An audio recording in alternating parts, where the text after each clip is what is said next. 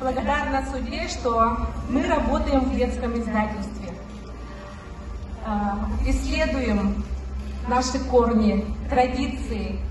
И я вам всем желаю охотно заниматься этим, не страшиться ничего и всех стараться объединить.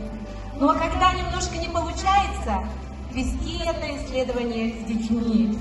Генетическая память, радость жизни, линия жизни у детей, она особенная. Я поздравляю всех.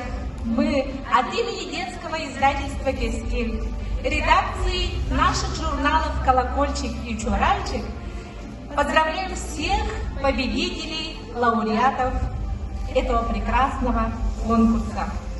Благодарю гильдию нашу и Маргарита Агатовна. Я понимаю и очень искренне надеюсь, что